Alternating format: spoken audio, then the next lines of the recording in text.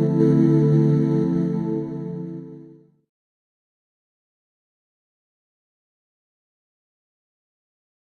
now, ladies and gentlemen, please welcome the longest-serving president of UMBC, Freeman Hrabowski III.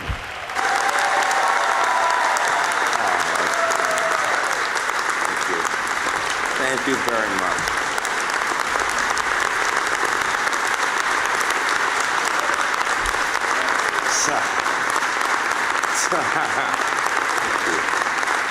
Thank you very much. As my mother would say, you messed me up from the beginning with your goodwill. This is such a special day. Good afternoon. Good afternoon again. Welcome to our alumni and students and faculty and staff and friends, elected officials, our chair of the Board of Regents. This is such a special moment. I invite you to read Professor Lanou's new book, Improbable Excellence, the Saga of UMBC. It is an amazing historical analysis that describes what we heard today and goes into greater depth and makes a number of suggestions as we think about who we will be in the future. Amazingly, in 1963, the Maryland General Assembly authorized a new campus in Baltimore County. And then 3 years later, that visionary, Alvin O'Coon, his title was Vice President for Baltimore campuses of the University of Maryland. And he was over both UMB and UMBC. He later became the chancellor of this campus. And he called this day one of the most satisfying of his experience. He said, "It worked. We opened on the day we were supposed to, right on schedule. Buildings were ready to be occupied, sidewalks were installed, the faculty was here, there were blackboards and even chalk." Now I wonder if my students know what chalk is these days, somehow. And so this is a time to reflect on where we've been, who we are now, and who we are wanting to become. In 1940, I want to give you some national context. In 1940, on the brink of World War II, just slightly under 5% of Americans had a degree. Under 5% of whites, 1% of blacks. At that time, we were just talking about those two groups. And most of the prestigious universities in the world were actually located in Europe, only a handful in America. And the federal government had not gotten involved in higher education. But after World War II, things changed dramatically. In a decade after World War II, the GI Bill provided opportunities for a number of people to go to college, so much so that by 1950, we were up to 6%. And then in the mid-60s, when UMBC was founded, we were up to 10%. It was about 11% of whites and not quite 3% of blacks. And then we had Sputnik and the National Defense Act in 1958. And then we had all kinds of legislation, from the Civil Rights Act of 1964, the Higher Education Act of 1965, the Pell Grant program came in 1972, so that people who were not from wealthy families could imagine the possibility of their children going to college. Interestingly enough, between then and now, we have moved from under 10%, 9.8 precisely, % of Americans with a college degree, to a slightly over 30%. And it is broken down this way: about 33% of whites, about slightly over 20% of blacks. The fastest growing group, Hispanics, only about 15%. The Asian population, about 53%, and Native Americans significantly below any of those groups. UMBC was the first campus in our state, the only one actually founded for people of all races. And from the beginning, people of all races did come here. At the same time, on the parallel track, the federal government began doing a lot to support research that would address the needs of our society, particularly in defense, all the way over to healthcare. We had the new national agencies of all types. So that, as Clark Kerr has said, we went from 20 research universities in the 1960s which actually were controlling well over half of all federal research, just 20, to over 100 by 2000. And with our now more than $80 million in training and research grants, we are solidly listed as one of those research universities with the particular quality of focusing on that liberal arts undergrad education.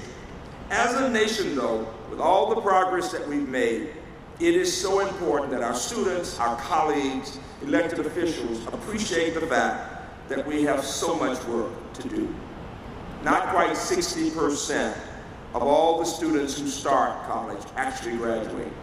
There are tens of millions of Americans who began college and never graduated and need our support to complete degrees, 2- and 4-year degrees, so that they can have a better job and a better life for their families. Equally important, and perhaps even more significant, while well over half of those in the top quartile of Americans of any race actually have completed college by the age of 24. When we look at those in the lowest income quartile, that bottom 25%, under 10% of any race, under 10% are going to college and graduating. We take great pride in focusing on both those issues. How do we help more students who come to college to succeed? And number two, how do we help more students who are in the bottom quartile? All of you who are students know that I always say, look at the student to your left and look at the student to your right. Years ago, everybody said one of you will not graduate. Now today, follow my instructions. Look at the student to your left, again. Look at the student to your right. Our goal is to make sure all three of you graduated. We don't plan to fail. A big round of applause for the self-fulfilling prophecy.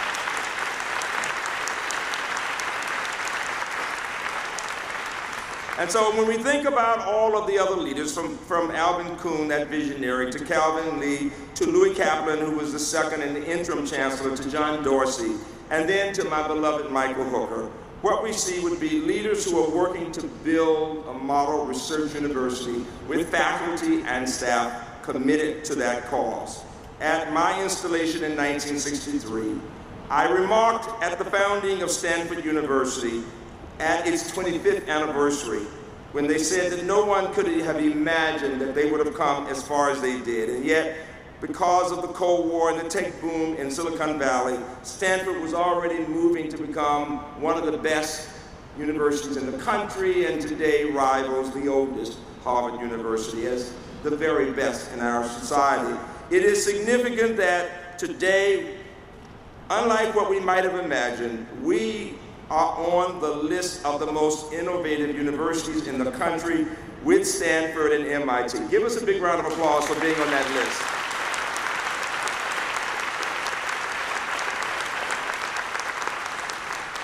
Those of you who graduated before a certain time know that at first we were a commuter institution. Speaker Pro Tem came across the ground, across the mud, coming here, quite frankly, and others who came. It was very significant that most people were not living on campus. Today, in the mid-'80s, we've become something very different. We are a residential research university and are focused on bringing students from around the world. But I want the elected officials to know the majority of our students are still Maryland residents. And we thank both the legislature and the citizens of Maryland for building this university. Give them a round of applause, please.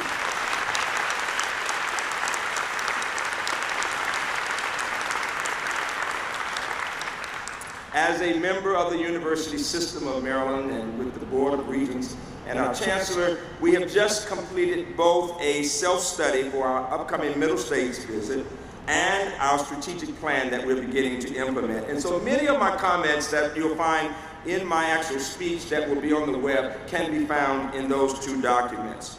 It is significant that since 2000, when we look at the support from the legislature, that we can say at this point that we will have had $750 million in state-of-the-art facilities. I want to thank again the legislature, beginning with that Speaker Pro Tem, our alum, and all the others. Give them another round of applause for $750 million.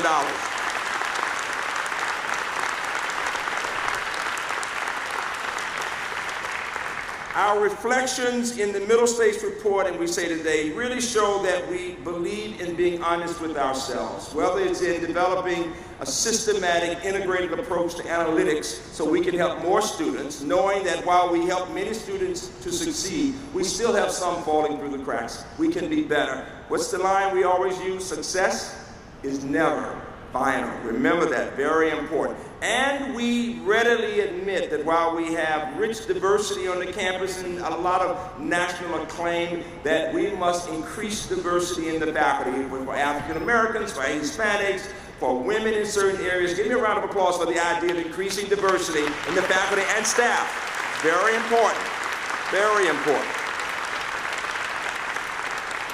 And so today we have these new students who came in this year, 2,800 of them. We talk about the total student body. We talk about a 24% increase just in the past 5 years. We will be increasing the enrollment as we can attract more resources to hire more faculty and staff. It is very encouraging that the recent legislation calls for multi-year increases to the base that can help us with our funding guideline issue. Give the regions and the board and the legislators a hand for giving us that money this year coming up. We're looking forward to talking to them about that. Very important. At the same time, it is significant that we have increased substantially our work with other countries, our work with other universities, and I will talk about both. But I am especially proud that we have our largest retention rate ever. 87% of our freshmen returned this year. When looking at our graduation rate, we are well above 60%. We have 67% graduating from UMBC or another four-year institution in Maryland. But when we look at those around the country who graduated just from the class of 2009, we can tell you that 75% have earned a post-secondary degree, and we can identify 15 additional percent who are still enrolled. So we can say that we have 90% successful. We'll keep working on the other 10%, but it's a big deal that we can talk about the fact that this year we had 100 more degrees awarded than ever before, and we will continue to work on that. We have solidly placed now among research universities as a doctoral university with higher research. What many people may not know is that by the 80s, at the end of the 80s, we only had $4 million in research. Now, what we did have was far more research going on in the social sciences and public policy. In fact, we were in the top 20 institutions per faculty member in research, according to a study by Hugh Graham, focusing on broad social sciences and policy, but we were just building the research dollars, and at the end of the 80s, we only had $4 million. By the end of the 90s, we only had $22 million. We were still very small in research in terms of STEM areas. We had great strength in the arts, humanities, and social sciences, but still working to build in all those areas. And now, as of today, we have quadrupled that amount to $82 million. It is important to recognize the role we play in this state with public policy, that we're talking about focusing on issues of the environment, of health, of national security, of education.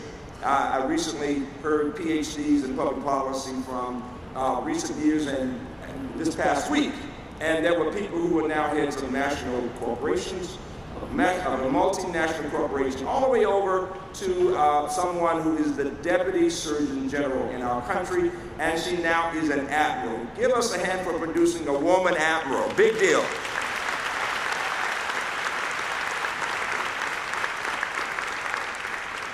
We now have added to the First Scholars Program that you've already heard about, and we now have programs, the Sondheim Public Affairs Program. We have the Humanities Scholars, the Linehan Artist Scholars, the Sherman STEM Scholars for math and science teachers going into Baltimore City and surrounding areas in challenging schools, the civic Scholars, and an endowed humanities center. And all of those are leaders.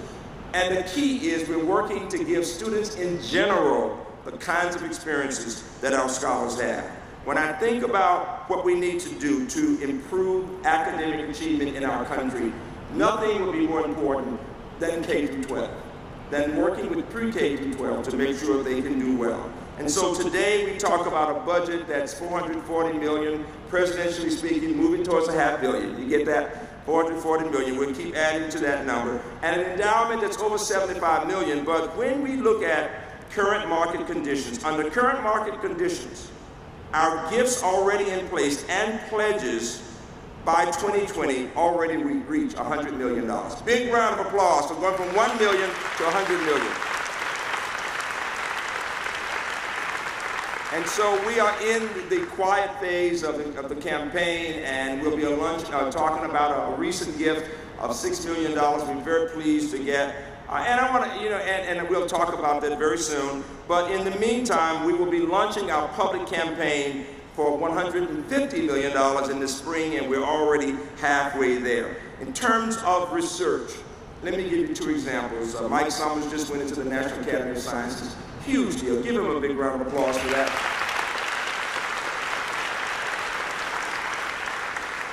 There are many research universities still working to get there first. And one of his postdocs and PhD students just became full professor of biochemistry at Harvard. Another big round of applause for Victoria.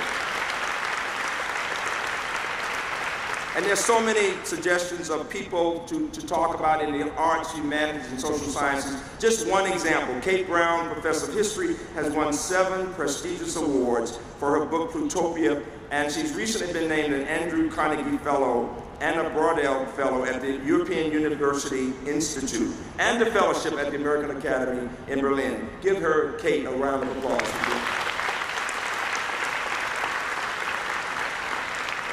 This year alone, we have faculty who've won prestigious fellowships in Italy and France and Sweden and UK, Germany, and other places. It is very important to think about the faculty research connected to that undergrad experience in a liberal arts college environment focused on research across the board, with undergrads doing a lot of research and grad students. We now have 70,000 alumni. Big deal. And every year, 2,000 to 3,000 more. We have people who are the Baltimore County Teacher of the Year, the Howard County Teacher of the Year this year. We've got people who are lawyers and doctors and scientists and humanists and artists and public officials. And it's very interesting. I was walking in with one of the senators, and he's a parent, but he was also the mayor. He was the mayor of Ocean City. He's now said, give Jim 1,000 round of applause, would you please? But many delegates in the room and senators who have been helping us tremendously across the board. But this year, we have the president of the American Institute of CPAs, the chair of the Greater Baltimore Committee, the deputy surgeon general that I mentioned, the speaker pro tem, and we are with over 1,000 graduates in NSA, over 2,000 graduates who are in the Navy right now. We launched Navy ROTC this year. Big deal. First in the state, Navy ROTC.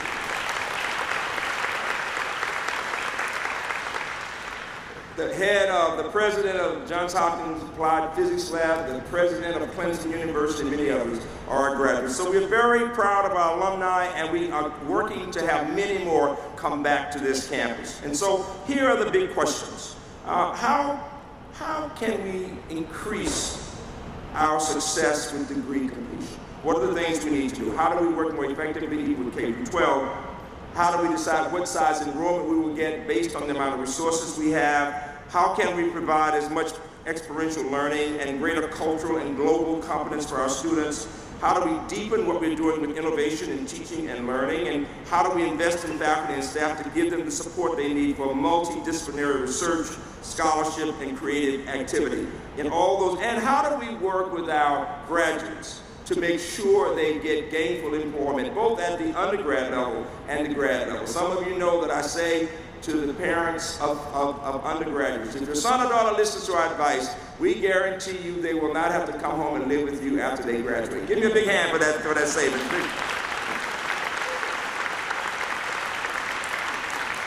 We will continue to build partnerships from the work we do with UMB, which is perhaps our strongest partner, with the seed grants and the MD PhD programs and the shuttle going back and forth. But some of you don't know, we have really major partnerships with College Park. We've got with the MITRE Corporation in cybersecurity. We actually are part of a $5 billion grant. Now, we get a small percentage, but a small percentage of $5 billion is a big deal. But we also have another grant in the Center for Research and Exploration in Space Technology, and with College Park, that's worth well over $100 million, going for another one right now. And most recently, we received a very prestigious National Endowment for the Humanities grant between UMBC and College Park, focusing on issues of race in America. And we will be having the first panel discussion with the presidents of College Park and UMBC here in our city, focusing on solving the problems that are important. And so whether we're talking about work with those two research universities or with the University of Maryland Center for Environmental Science, go down to IMET and see what we're doing with them now in marine biotechnology, focusing on the Chesapeake Bay and those kinds of efforts, to what we're doing with Bowie State in cybersecurity, or what we do with the University of Maryland Eastern Shore for producing scientists. The idea is, how do we build synergy among the University of System of Maryland campuses in such a way that the state sees all of us working collectively together? And so we will be expanding our model at the national level for work that focuses on helping students succeed. You will see more and more about what we do in intelligence, defense, healthcare, dealing with the health disparities in our society, with the achievement gap, the academic achievement gap. You know, we take great pride in the success of recent publications. Perhaps the best article yet on UMBC was this weekend's New York Times. Big round of applause for the article this weekend, if you will.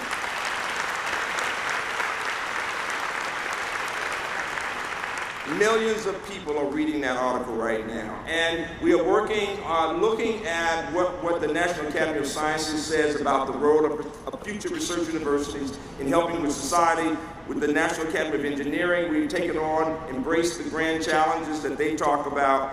And when the Freddie Gray death occurred, we looked in the mirror to assess what we as a campus could do to reach out to Baltimore City and beyond, to talk about the critical issues of inequality, of race, and of misunderstandings among people, and to challenge ourselves to roll up our sleeves as faculty, as staff, as students, and get involved. And so I'm delighted that we right now have over 140 programs and initiatives, partnerships, and organizations with our colleagues, with our students, focused on this city and its residents. And there's an energy that says we will be doing more and more to focus on social justice, on equality, on racial issues, and on teaching people how to talk across differences, to listen to others, and to have the very difficult conversations that America has not learned how to have. We want to be a national model. Give us a big round for being a national model in that area.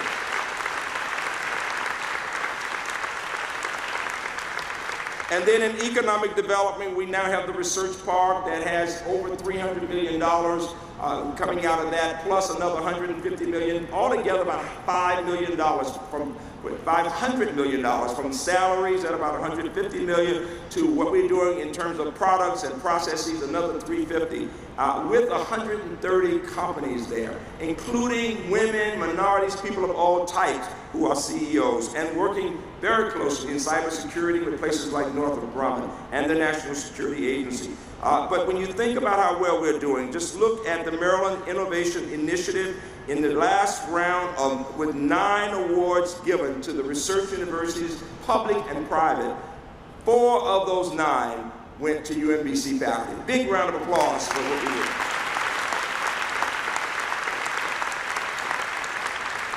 And so as I close, over the past 50 years as a nation, we have grown in higher education in our country with more people than ever completing college degrees, with many more needing to do so. And our campus has been a part of all of that. This has been a 50-year experiment in Catonsville. Can you bring people together from all races, from all backgrounds, all religions, and have them learning how to work together, to live together, to listen to each other? And that's what we're in the process of doing in our country, and it's what we believe we are doing on this campus and will do even more of in the time to come. And so we are forward-looking and responsive. We have a strong focus on inclusive excellence. We believe in high expectations and the passion for learning. And most important, we still believe in hard work. I will continue to quote Aristotle: excellence is never an accident. It is the result of high intention, sincere effort, and intelligent execution. It represents the wisest option among many choices. And then he said, choice, not chance, determines destiny. It takes grit to achieve greatness. Thank you all, and happy birthday.